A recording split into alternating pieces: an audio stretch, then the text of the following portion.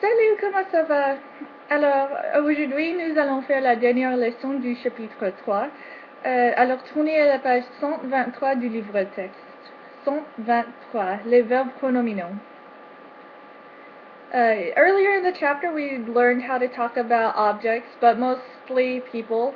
And then throughout lesson 2, you continue to do the same thing. And now, finally, in this lesson, we're going to talk about how to describe your relationship to your friends, to family, basically relationships to people in general.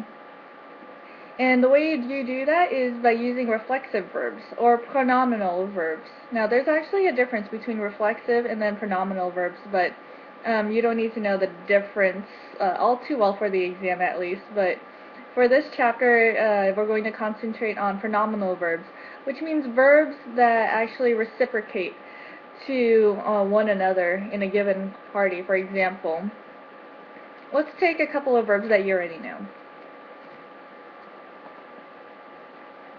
Okay. For example, aimer, like in j'aime, and then s'aimer, which is reflexive, with the se, which means to like each other. So, for example, mes amis et nous aimons bien. Okay, we all like each other. Nous aimons bien. Let's take another one. Comprendre, and then se comprendre. So comprendre means to understand, but se comprendre actually means to understand one another. So nous comprenons bien. We understand each other very well. Now, once you get down to the irregular verbs, they actually do have a reflexive or reciprocal counterpart. However, their meanings could change, unlike comprendre and aimer. These are listed in the textbook as well. Aller versus s'en aller. Aller, you already know, means to go.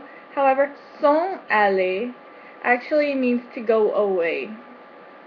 Okay, to go somewhere else. So, s'en aller. Faire does the same thing.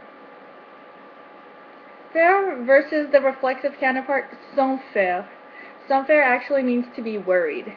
Okay, it doesn't have anything to do with the non-reflexive counterpart, to do.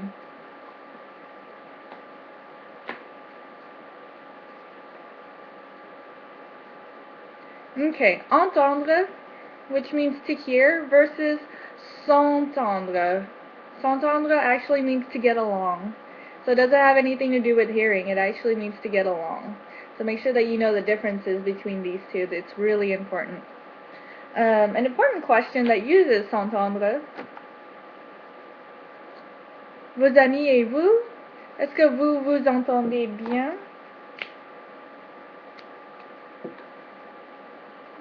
Vous vous entendez bien? Oui ou non?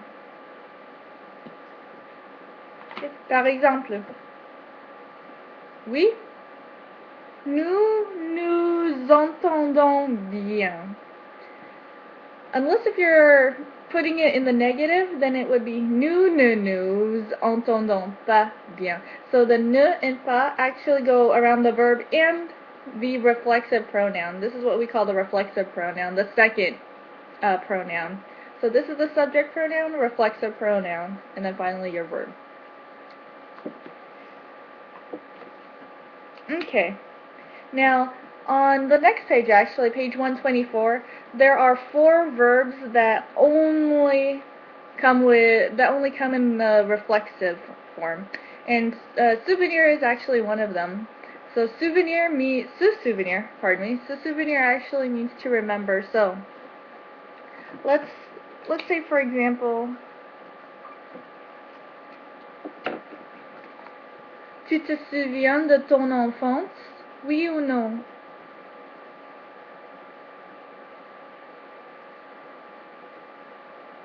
Oui, très bien.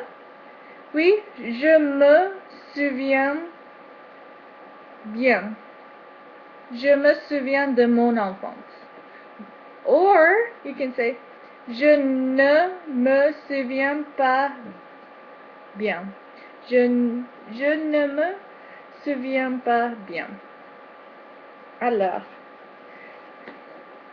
the book, between pages 123 and 124, lists a whole list of reflexive verbs.